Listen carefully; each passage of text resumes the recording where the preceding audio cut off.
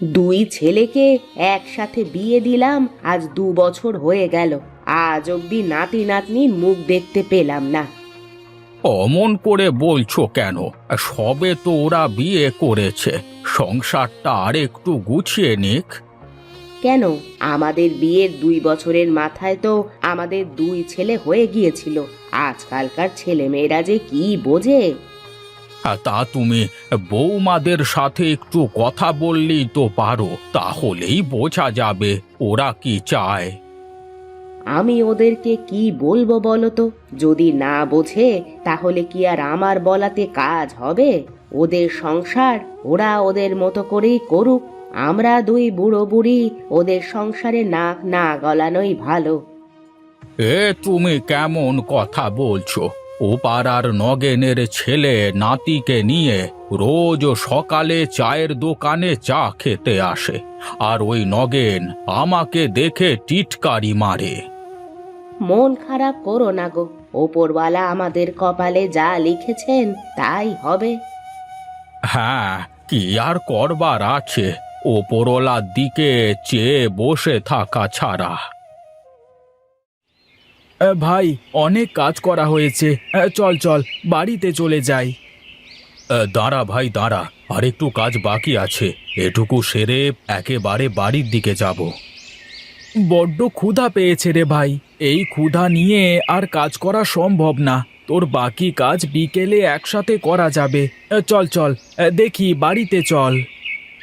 আচ্ছা ঠিক আছে ভাই, চল তাহলে বাড়িতে যাই। বিকালে আবার আসবি তো? আসবো, এখন বাড়িতে চল।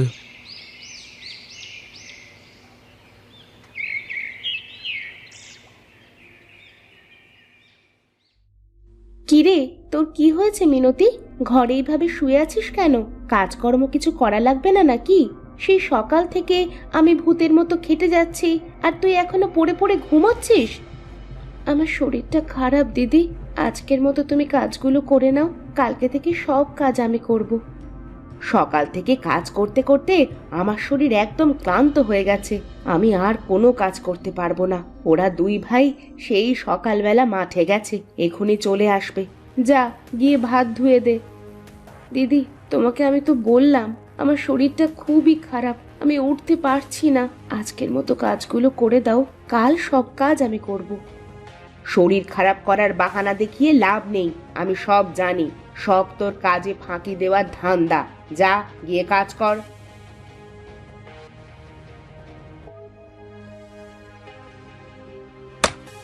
কি রে, আবার নতুন নাটক শুরু করলি নাকি? ওঠ, তাড়াতাড়ি ওঠ বলছি। আরে আরে, কি হয়েছে কি? মিনতি মাটিতে পড়ে আছে কেন? দেখো না, ও বিছানা থেকে পড়ে গিয়ে আর কথা বলছে না। তুমি কেমন মানুষ বৌদি? ও বিছানা থেকে পড়ে অজ্ঞান হয়ে গেছে, আর তুমি কিনা ওকে না তুলে বলছো ও নাটক করছে? আহা, সেসব কথা ছাড়, আগে মিনতিকে তুলে বিছানার উপর শুইয়ে দে, আমি বৈদ্যমশাইকে ডেকে আনি।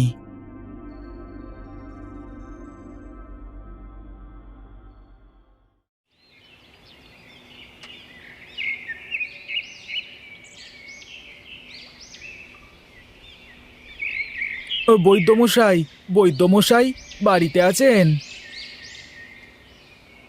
কিরে বাছা, কি হয়েছে তোর? এত ডাকাডাকি করিস কেন? আমার সঙ্গে একটু আমার বাড়িতে চলুন। কেন রে, তোর বাড়িতে আবার কার কি হয়েছে? আমার ছোটটার বউ হঠাৎ মাথা ঘুরে পড়ে অজ্ঞান হয়ে গেছে, আপনি একটু তাড়াতাড়ি চলুন আমার সাথে।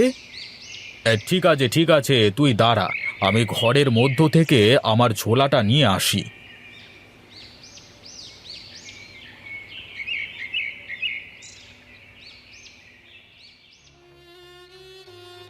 গিন্নি, ও গিন্নি, কি হয়েছে তোমার? চোখ খোলো, কথা বলো গিন্নি।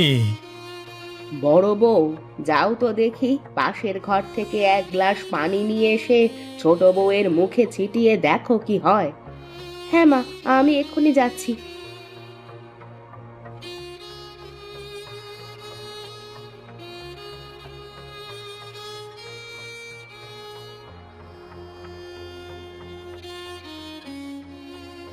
এই নিন মা পানি। এই তো মা, মিনতি চোখ খুলেছে। ওগো, তুমি ঠিক আছো তো? এখন কি একটু ভালো লাগছে তোমার? আহ, আহ, কি হয়েছিল আমার? তোমরা সবাই এখানে কি করছো? দেখি দেখি, সবাই একটু সরে যাও, বৈদ্য মশাইকে দেখতে দাও। হ্যাঁ, বুঝতে পেরেছি কি হয়েছে। কি হয়েছে বৈদ্য মশাই? কি হয়েছে আমার স্ত্রীর? দাঁড়াও দাঁড়াও, আমাকে আগে মিনতির সাথে কথা বলতে দাও। বলতো মা, তোর কি আজকাল বমি বমি পায় কিনা?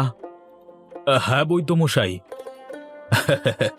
কোনো চিন্তা করিস না, এই সময় একটু আধটু এমন হয়। মানে, আমি তো আপনার কথা কিছুই বুঝতে পারছি না। আমাকে একটু খুলে বলবেন কি হয়েছে আমার বউয়ের? তুই বাবা হতে চলেছিস। সত্যি বলছেন আপনি বৈদ্য মশাই? আপনি সত্যি বলছেন? হ্যাঁ রে, আমি সত্যি বলছি। আমি এখন আসি, তোর বউয়ের খেয়াল রাখিস কেমন? অবশেষে ওপরওয়ালা মনে হয় আমাদের দিকে মুখ তুলে তাকিয়েছেন। আমাদের মনের আশা এবার পূরণ হতে চলেছে। হ্যাঁ, কিন্তু আমার একটা চিন্তা হচ্ছে বুঝলে। তোমার আবার কিসের চিন্তা হচ্ছে এখন? বড় বৌমার সাথে আমাদের ছোট বউয়ের তো একদম পড়ে না। বড় বউ চায় সব কাজ ছোট বউকে দিয়ে করাতে, কিন্তু এই অবস্থায় তো বেশি কাজ করলে ওর ক্ষতি হয়ে যাবে। তুমি কোনো চিন্তা করো না, আমি বড় বউকে সব বুঝিয়ে বলবো। না হলে আমি নিজেও কাজ করব। ছোট বউকে কোনো কাজ করতে দেব না আমি। তাহলে এক কাজ করো, বড় বউকে ডেকে সব বুঝিয়ে দাও, যেন আজ থেকে ছোট বউয়ের খেয়াল রাখে। আচ্ছা ঠিক আছে, আমি ডাকছি বড় বউকে। বড় বউ, ও বড় বউ, একটু এদিকে এসো তো।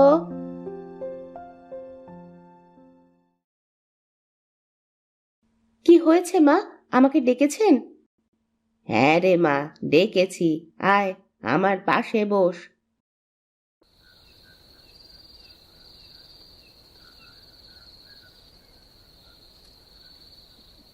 কি গো, মা কি বললো তোমাকে?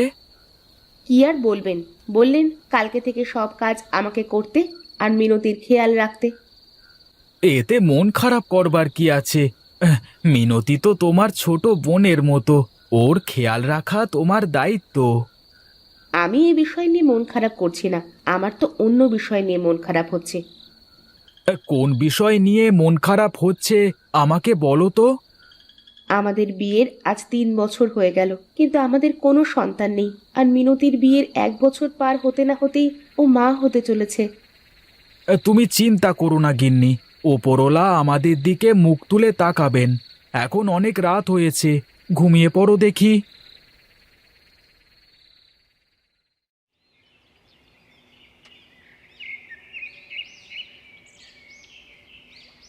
গিন্নি, আমি ঘরে গেলাম, আমার জন্য এক গ্লাস পানি নিয়ে এসো।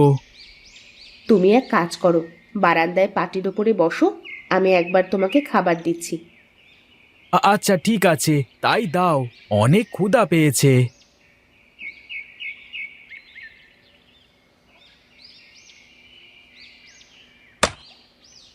ও, মরে গেলাম, বাঁচাও, বাঁচাও আমাকে।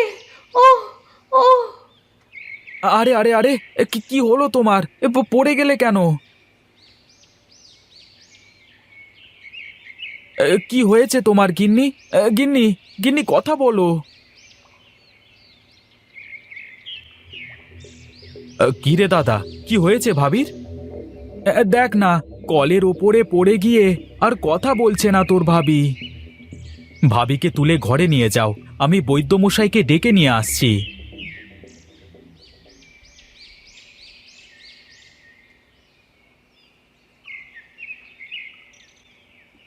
বৈদ্যমশাই, বৈদ্যমশাই, বাড়িতে আছেন?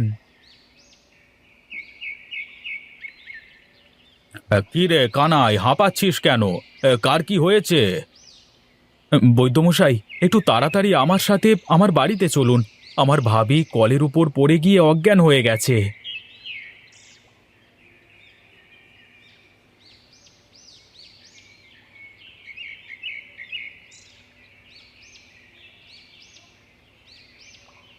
দেখি দেখি, সবাই সর।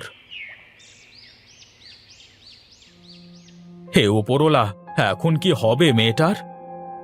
কেন? আপনি এমন কথা কেন বলছেন? কি হয়েছে আমার বউয়ের? আমার বউ কি আর বাঁচবে না? তোমার বউ বাঁচবে, কিন্তু পেটে গুরুতর আঘাত পাওয়ার কারণে তোমার বউ আর কোনো দিনও মা হতে পারবে না। এ কি বলছেন আপনি? না, এ হতে পারে না।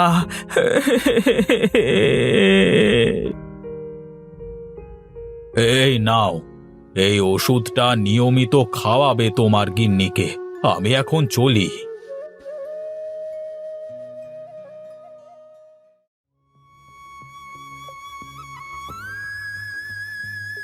কি গো ভাবি, তুমি মন খারাপ করে বসে আছো কেন এখানে?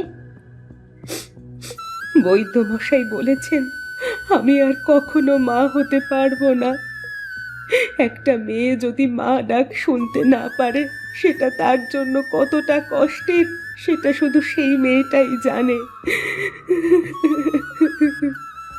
আমার ছেলেটাকে কোলে নাও তো দেখি। আজ থেকে তুমি আমার ছেলেকে মানুষ করবে, তাহলে বড় হয়ে আমার ছেলে তোমাকে মা বলে ডাকবে। না, তা হয় না। তোর বাচ্চা আমি নিতে পারবো না। আমি সবার সাথে কথা বলেছি, আর সবার মত অনুসারে এই বাচ্চা আমি তোমাকে দিয়ে দিলাম। আজ থেকে তুমি ওর মা। কিন্তু একদিন না একদিন তো সত্যটা সামনে আসবেই। তখন কি হবে? কি আর হবে, এক বাচ্চার দুই মা হবে, বড় মা আর ছোট মা।